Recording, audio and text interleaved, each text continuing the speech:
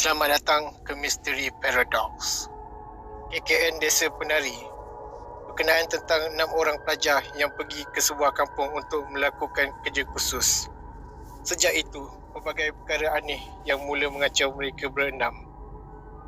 Pada 24 Jun 2019, sebuah akaun Twitter yang bernama Simple Man telah posting beberapa berbenang berkenaan KKN Desa Penari. Pada hujung tahun 2009, kesemua pelajar kelas 2005-2006 telah hampir menyelesaikan syarat-syarat untuk mengikuti program khidmat masyarakat telah dijalan di beberapa buah kampung sebagai syarat tugasan kerja khusus yang seterusnya. 6 orang pelajar perlu melakukan kuliah kerja nyata di sebuah desa. Widya, Nur, Ayu, Bima, Wahyu dan Anton. Disebabkan kerja ini agak penting untuk mereka graduate, jadi mereka bersetuju.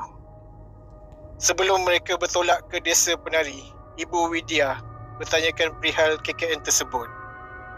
Bila Widya mengatakan tempat yang mereka pilih adalah Desa Penari, ibunya seakan tidak puas hati kerana tidak buat di tempat lain.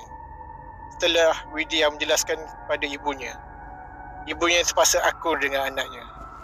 Mereka berenam bertolak menaiki kereta pada hari itu. Setelah 4 jam berlalu, akhirnya mereka sampai di Jawa Timur. Tapi disebabkan hutan tebal, mereka berenam perlu menaiki motosikal menuju ke pedalaman desa. Jadi, penduduk desa itu mengambil mereka. Entah kenapa Widya merasakan jarak jauh untuk sampai ke desa itu makan masa sejam. Dan peliknya, sepanjang perjalanan itu tidak ada seorang pun mengajak berbual. Sepanjang perjalanan yang sedang hujan, Widya mendengar sayup-sayup bunyi seakan ketukan gedang dan gong, lalu menjadi alunan gamelan. Sampai saja di desa dan mereka disambut oleh ketua desa Pak Prabu. Pada mulanya, Pak Prabu tidak mahu menerima rombongan mereka untuk melakukan KKN di desa miliknya itu. Tetapi dia mengalah dengan kemahuannya. Sedang mereka berjalan keliling kampung dengan Pak Prabu, Widya bertanya kenapa jarak dari jalan besar ke desa mengambil masa hampir 1 jam. Pak Prabu ketawa. Tidak mungkin 1 jam. Walhal jalan besar dan jarak desa itu hanya mengambil 15 minit sahaja. Pak Prabu membawa mereka ke tempat penginapan mereka berenam. Widya bertanya pada Nur dan Ayu jikalau mereka berdua mendengar bunyi seakan gedang di tengah hutan tadi. Ayu mengatakan mungkin ada pesta di kampung lain. Tetapi Nur mengatakan tidak mungkin, sebab hanya satu desa saja yang berada dalam hutan tebal tersebut. Disebabkan Ayu ini jenis manusia yang tidak percayakan dengan cerita karut marut, dia diamkan diri dan berlalu pergi. Lantas Nur mengatakan bahawa dia melihat sebuah figura menari-nari mengikut irama gamelan itu di atas batu. Nur beritahu Widya orang pada zaman dahulu kata jika mendengar bunyi gamelan tanda sebagai akan ada benda buruk berlaku. Pada point of view Nur, sepanjang berada di desa dia melihat berbagai benda yang pelik. Seperti benda hitam bermata merah melihat ke arahnya. Melihat seorang wanita menari di atas batu. Pada hari observasi mereka, Pak Prabu membawa mereka keliling desa. Sampailah di sebuah tempat yang dipanggil Tipak Talas, sebuah batas di mana mereka dihalang keras untuk ke situ. Petang tiba dan mereka berenam pulang ke tempat penginapan masing-masing. Widya mengajak Nur untuk menemaninya pergi ke bilik mandi pada malam hari. Pada mulanya, Nur menolak, tetapi disebabkan Widya, dia akur. Nur masuk ke dalam bilik mandi.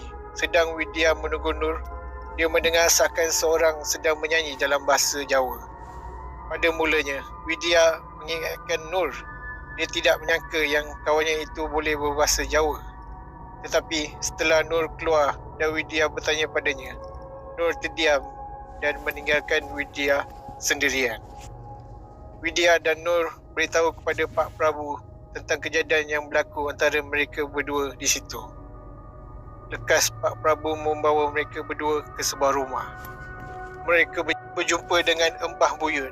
setelah Pak Prabu menceritakan segalanya, dan Mbah Buyut itu menyuruh mereka untuk datang semula pada keesokan harinya. Jadi pada malam itu, Nur bermimpi Widya sedang memeluk seekor ular lalu terjaga dari tidur akibat mendengar kekecohan di luar rumah. Bila dia keluar untuk melihat apa yang berlaku, Widya sedang menari sendirian di tengah halaman lapang tengah malam itu. Kata Widya pula, dia melihat Nur keluar dari rumah dan menari di halaman lapang rumah penginapan tersebut. Pada keesokan harinya, mereka berdua kembali semula ke rumah Mbah Buyut tersebut. Rupanya ada benda yang mengikuti Widya, dan Nur juga mempunyai penjaga yang sentiasa bersama dengan dirinya. Bima sukakan pada Widya, tetapi Ayu pula sukakan pada Bima. Dan ada satu malam itu, Bima dan Ayu telah melakukan sesuatu di tempat talas tersebut. Mereka berdua telah melanggar pantalarang desa tersebut. Disebabkan itu, mereka berdua sakit kerana disampuk benda di situ. 3 bulan selepas itu, Ayu telah meninggal dunia. Beberapa bulan selepas itu, Bima juga meninggal dunia. Sampai di sini sajalah topik kita pada hari ini. Sila like dan subscribe. Ciao.